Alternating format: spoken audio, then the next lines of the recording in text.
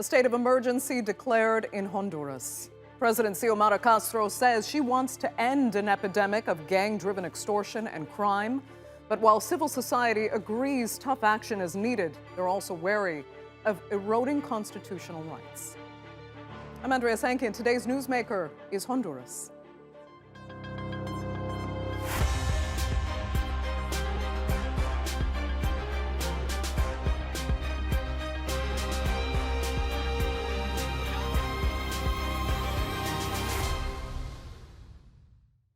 A national security emergency is now in effect in the Central American nation of Honduras.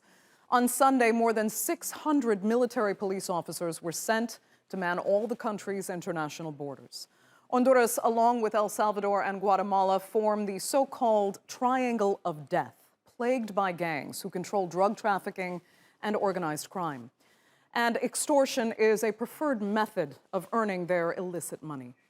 Internally, 20,000 additional police are now on the streets. New security controls are on the roads, and measures against money laundering have been put in place.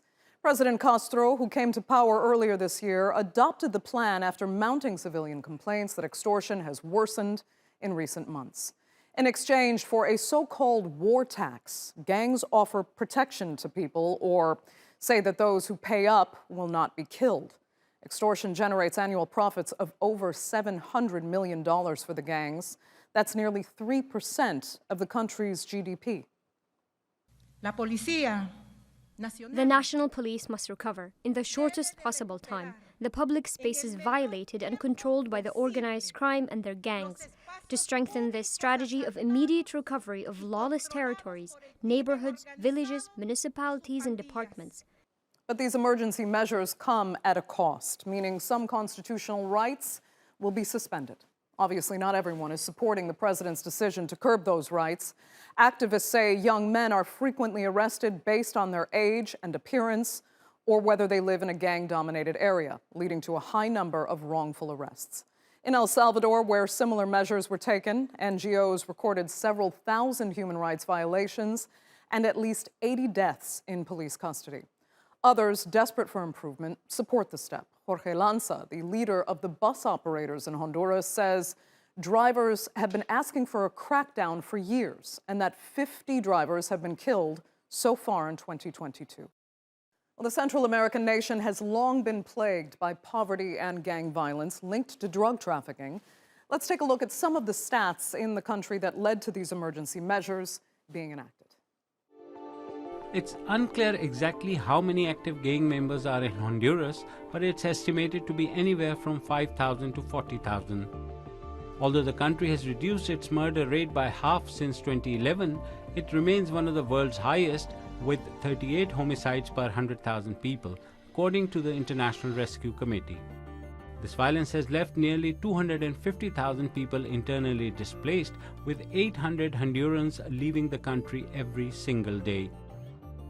And 25 overcrowded prisons house more than 22,000 inmates, where human rights organizations have criticized conditions, citing a lack of food, unsanitary conditions, and corruption. On Monday, President Castro confirmed that Honduras will soon complete negotiations with the United Nations. They're aiming to create an international mission to fight corruption in the country. Widespread graft is blamed for aggravating poverty, violence, and increased migration. Last year, Hondurans represented the largest nationality trying to immigrate to the United States. Now, under U.S. President Barack Obama, hundreds of millions of dollars in police and military aid was provided to Honduras. A prison reform program was established, but around 10 years ago, the United States put a halt to that program, citing Honduras' failing effort to fight corruption and commit to reform. And former President Juan Orlando Hernandez is facing trial in the U.S., accused of accepting millions of dollars in bribes over his 8 years in office in exchange for protecting drug traffickers. Today, Honduras military police, widely seen as a corrupt pet project of former President Hernandez, are now being deployed to crack down on gangs.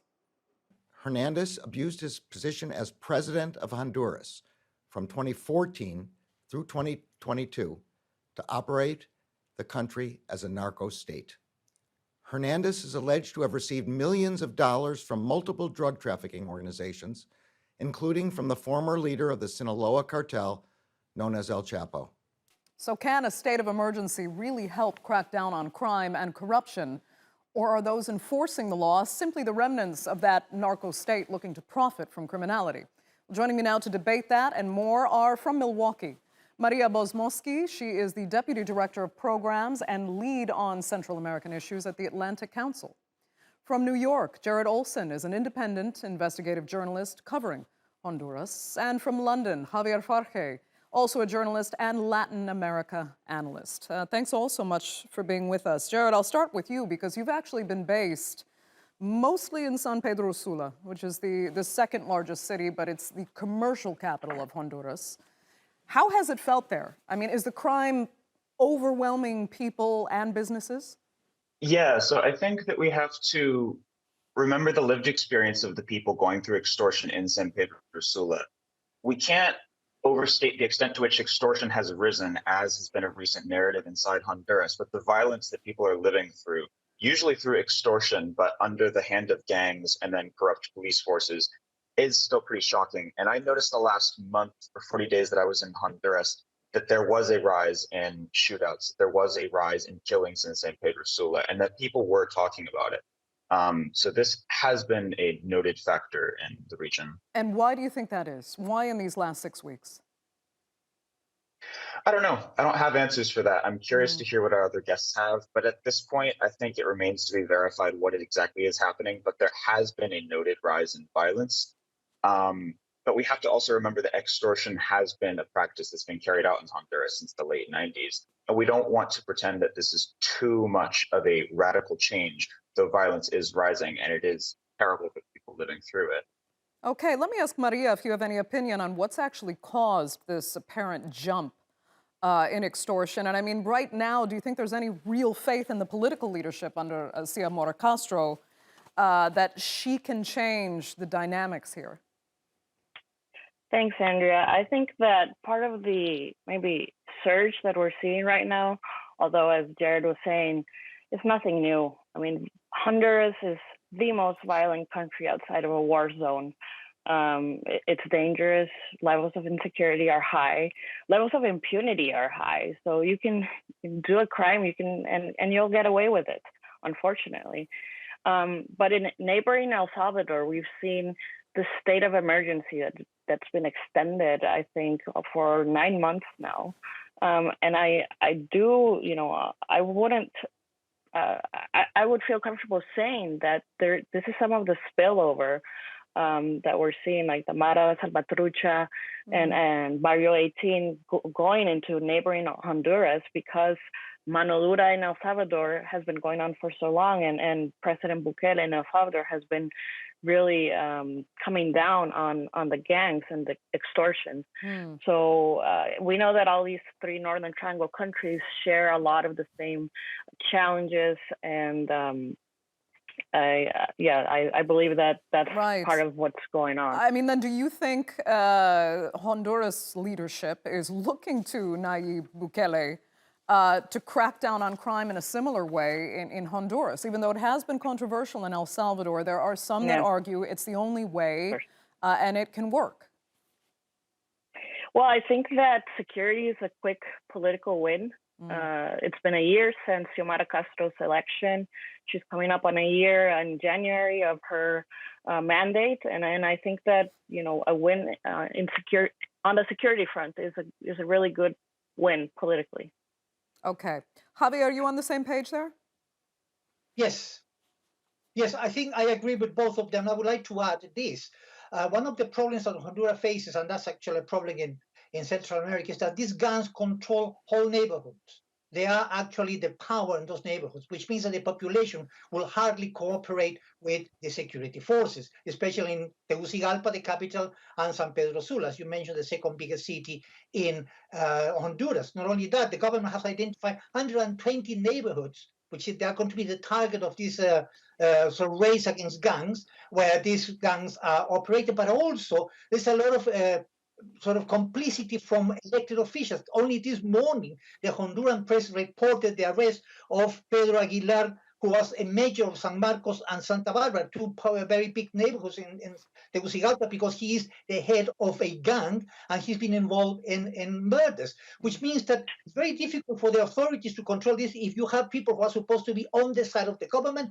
on the side of the security forces, being part of these gangs or being actually themselves leaders of these gangs. And this is a long problem, an old problem in Honduras, which is expressed all throughout Central America, by the way. It's not only Honduras, but you have Guatemala, you have El Salvador, Nicaragua, mainly Guatemala and El Salvador. So it's going to be very difficult to uproot a problem which has been going on for decades in Honduras, and a few so extra troops will not be enough. They have to be eradicated from the neighborhood which they control, which is going to be very difficult because many of these places are nobody's land and no man's land. And also at the same time, there have to be some clearance of corruption within local governments as well as the security forces. Otherwise, this actually will not work. And I mean, Jared, you know, in order to crack down on gangs as well, people need to trust the authorities, both the political leadership and the police and the military in this case. Is there any of that trust, Jared? Yeah, so I mean, I think one thing to recall is that earlier this summer, you saw a series of high-profile massacres that took place in Honduras. In one notorious case, the son of a former president, Pepe Lobo, was killed by what appeared to be a death squad that's connected to both criminal groups and potentially the state. Men wearing the uniforms of a now defunct anti-gang unit called the FNAP, the Fuerza Nacional Antimara y Pandilla, which has since been replaced by a new police unit created by Javier Castro, right? But after that series of massacres, there was a push to remilitarize Honduran society that was carried out. And controversially, Xiomara Castro said that she was going to create or keep the Policía Militar del Orden Público, the military police, in the streets. Many people see the military police as one of the most corrupt security forces engaged in death squad activity, sicariato, assassin for hire, and narco trafficking. And in the words of some critics, they were seen as essentially the Praetorian Guard of Juan Orlando Hernandez, who, as we know, is now here in New York in a prison cell. So many people have their questions as to why the Policía Militar, yes, we need to fight the gangs. The gangs are vicious, terrifying, incredibly powerful. But some people are asking, why are we having the Policía Militar as a part of this effort when they themselves are a part of the same problem? Right. And then there's another element, Jared, when there are white-collar criminals as well intertwined with the gangs and the organized crime elements that are also involved in politics. How do you even start? I mean, the white-collar criminals actually drive most of the legitimate economy of the Honduras. So how do you really begin a crackdown when those are some of the strands involved? That's a question that I don't have the answer for. I'd be curious to hear from other guests as to their approaches to this. But as a journalist, you know, I don't have any concrete answers to this. So I'm curious to hear what they have to say. Okay, Maria, go ahead. If you can suggest anything. And that's what's so complicated about corruption in Latin America in particular, is that how all the elements are intertwined. It goes to the top levels to the very bottom of the street level crime. Yeah. It's all intertwined. Go ahead, Maria. Yeah, I agree with Javier and Jared that a big issue here is that the institutions are weak. You do not have strong judicial institutions, and strong judicial institutions actually do deter crime. And it's been a long-standing issue. You were asking Jared just now about, do Hondurans trust the authorities? The Atlantic Council commissioned a poll a few years ago in the 3 Northern Triangle countries, and we found that 3 out of 4 people do not trust the institutions. Only 3 out of 10 people believe that everyone is equal in front of the law. And so there's this mistrust that is so deeply entrenched in these societies that it's really going to be difficult to see any changes. But we saw some good news coming out of Honduras this week that a delegation from Honduras is going to the United Nations. They've been in talks. Right. It was a campaign promise of Xiomara Castro to bring a SEC, a commission against corruption for Honduras. And I mean, we saw there are some really important lessons learned from the case of Guatemala, but I think that the government. I mean, that was a core message of her campaign, fighting against corruption. She also talked about anti-money laundering policies. So, and that's a whole other, I think, can of worms there. Right. But you're right. Corruption is so intertwined, and it's really the white collar crimes. They're not the intellectual authors of the violence, but they are a big engine behind it. Yeah, I mean, Javier, if you can pick up on what Maria was saying, and that we are actually introduced in earlier in the show about the effort that President Castro is making with the United Nations to kind of bring in an independent commission to try and tackle some of these massive problems. Do you see that as an effective way of trying to bring stability? It's very difficult for the UN to do anything if they don't start solving the problem within Honduras.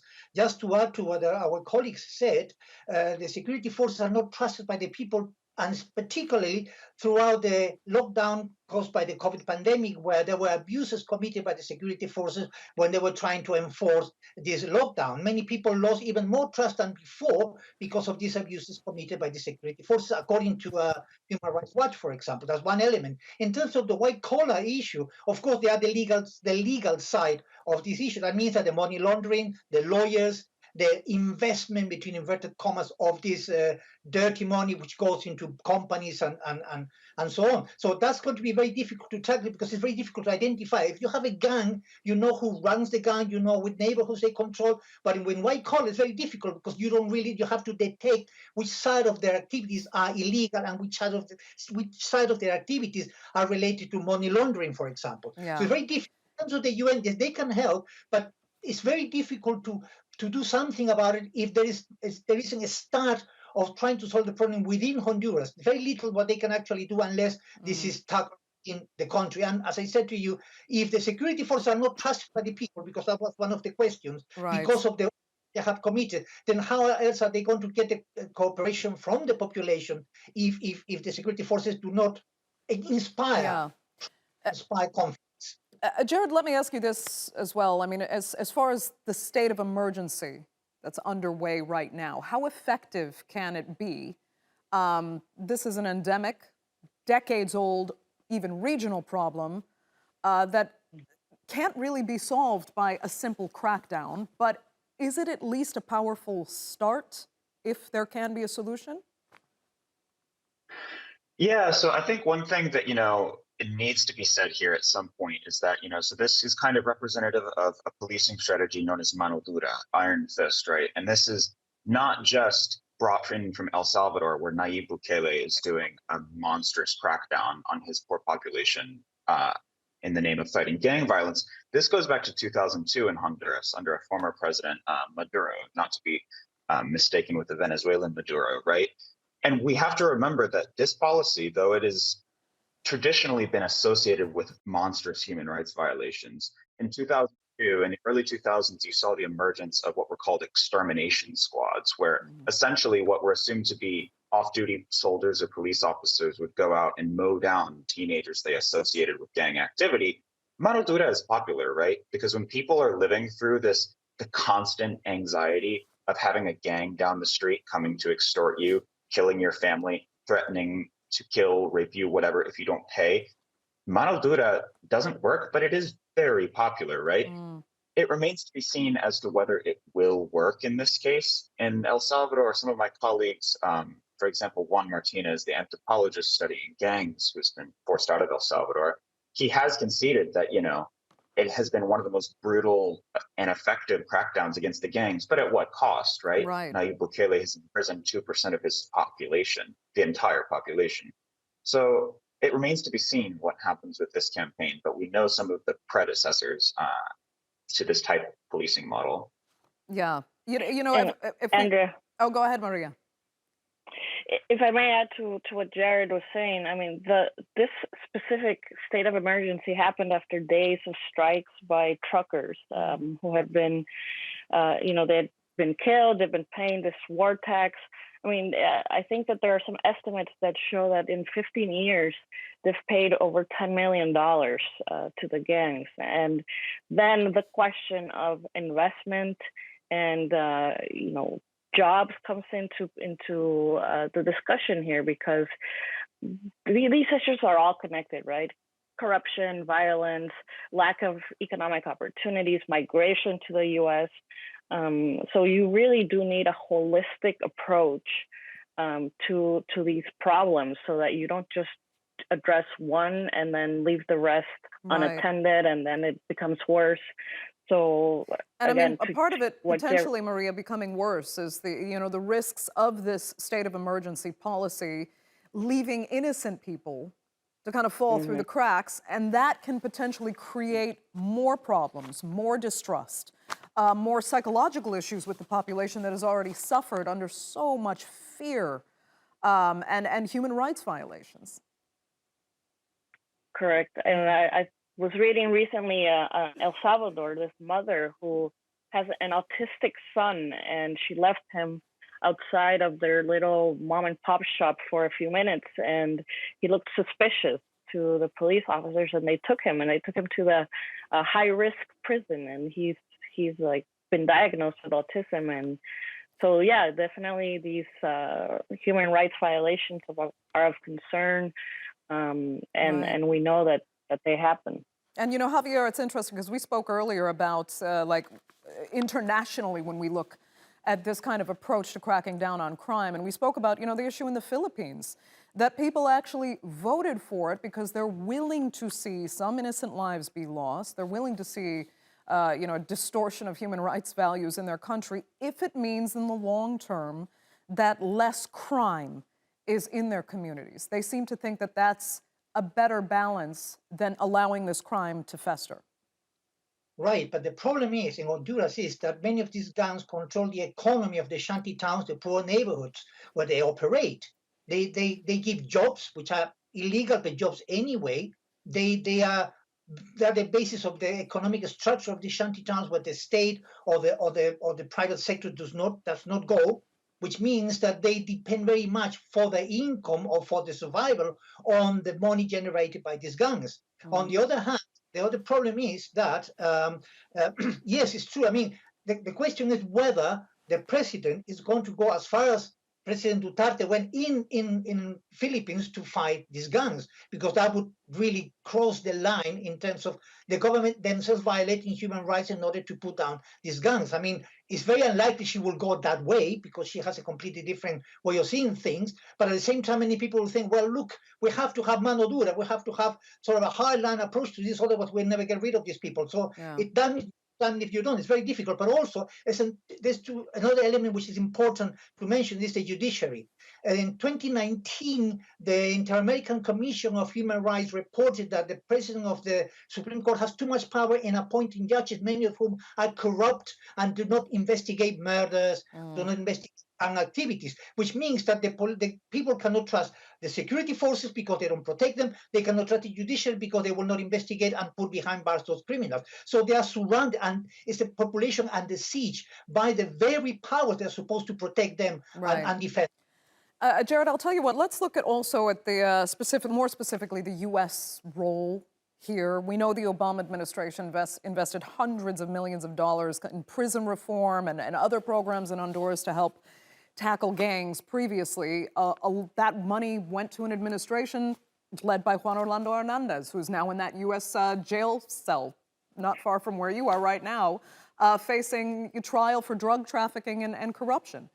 Has U.S. involvement, has it helped or hindered criminality in Honduras?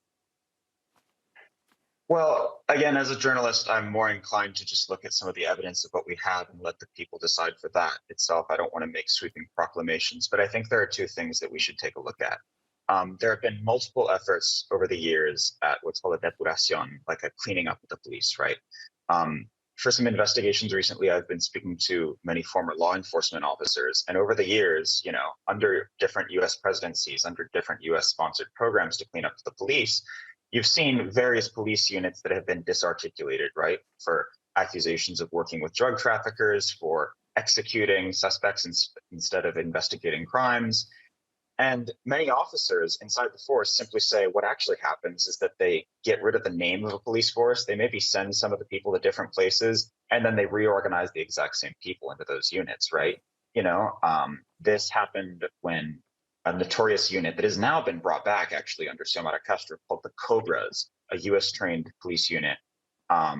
Many of the members, after it was disarticulated in 2019 for very complex reasons, they had actually resisted Juan Orlando Hernandez. They were just filtered into what's called the Tigres, right? So that's kind of the level of corruption you're dealing with. But if I can add one last thing, I will defer to my Honduran colleague, the investigative journalist Wendy Funes, who did an immense investigation this year that showed that in the latter years of Juan Orlando Hernandez, the Honduran military, historically at odds with the Honduran police, they have always kind of hated each other a little bit, right? They became complicit in extortion during the later years of his presidency, right? And now they are being deployed to the streets to fight corruption, right?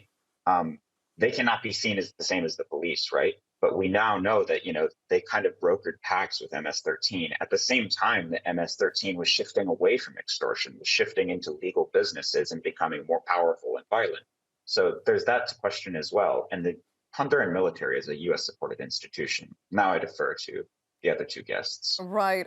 Maria, 30 seconds. Do you think the U.S. involvement and investment here has been a net positive or a net negative for Honduras?